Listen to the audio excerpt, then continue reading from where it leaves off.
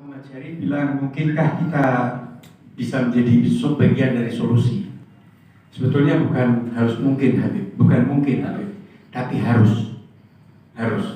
Karena memang sekarang ini kita tahu bahwa banyak habaib yang sudah tidak berperilaku sebagaimana habaib yang seharusnya.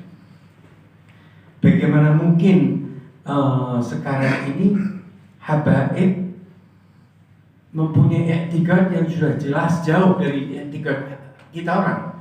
Seperti misalnya meyakini etikad khilafah.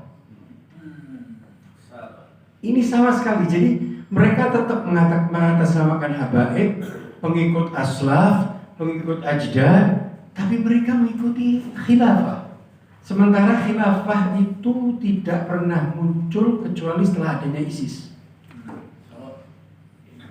Nah, sekarang yang paling penting buat kita mengikuti kata datuk kita Sayyidina Ali Karamallahu Wajhah yang mengatakan bahwa intinya bahwa kejahatan itu akan menang ketika diamnya orang-orang baik. Kita bukan merasa baik, tapi minimal ada standar umum kebaikan seperti yang seperti dicontohkan oleh Ar-Rasul dan Ajdad wa Aslafuna. Bagaimana mereka itu berdakwah dengan lemah lembut, sementara sekarang sebagian habaib kita berdakwah dengan cara yang sangat kasar, bahkan dengan cacian yang sangat hina, yang luar biasa. Kita mendengarnya seperti ini, dan celakanya gaya seperti itu sekarang digandrungi bahkan oleh sebagian habaib. Ini ada sesuatu yang penyakit yang luar biasa ini. Dan kalau didiamkan demi Allah, habaib akan jadi pemimpin ISIS di Indonesia. Karena mereka merasa punya pengaruh, omongannya digugu sama orang, dan kemudian mereka semaunya, sehingga akhirnya siapapun yang tanpa kontrol pasti akan terperosok. Nah, jadi yang paling utama bagaimana sekarang kita memulai mulai berani bersuara dengan habaib yang sudah ditokohkan. Artinya mereka itu sudah dianggap tokoh, tapi ketika kita dengan dasar pemikiran yang paling ringan aja. Pertanyaan yang selalu kita bisa tanyakan kepada pengagum mereka, satu, apakah ajdaduna seperti itu? Apakah Habib Saleh Tanggul seperti itu? Apakah Habib Ali Kuitang seperti itu? Tolong, siapa ajdaduna yang bisa disamakan dengan habaib sekarang? Sedikit aja. Bahkan kalau kita mau jujur, Bani Umayyah lebih pas untuk mereka gayanya.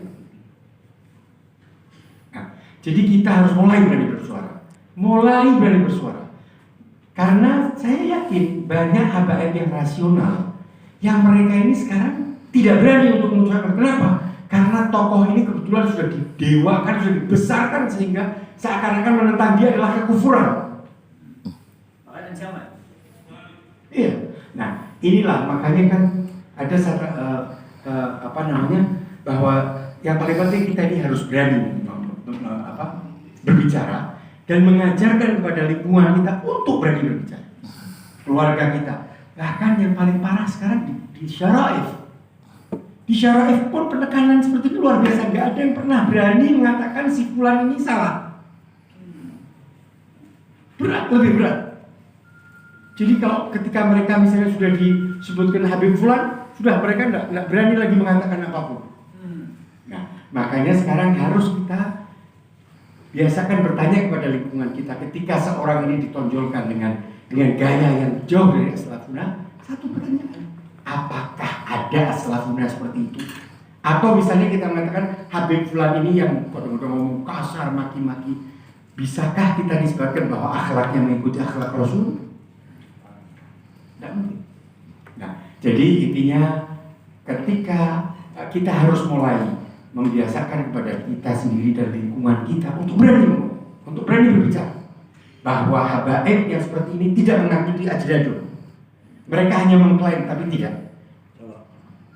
Karena memang kalau kita perhatikan bahwa habaib yang seperti itu biasanya yang ridho dengan ajaran-ajaran yang ya Salafi atau Wahabi atau HTI. Jadi sekali lagi intinya cuma itu, bahwa mari kita sekarang ini untuk membiasakan diri kita dan mengajari keluarga kita untuk berani berbicara. Karena tanpa begitu maka mereka akan merasa besar, akan merasa tidak ada yang menantang. Akhirnya mereka akan merasa benar. Dan ini yang lebih bahaya. Wassalamualaikum warahmatullahi wabarakatuh.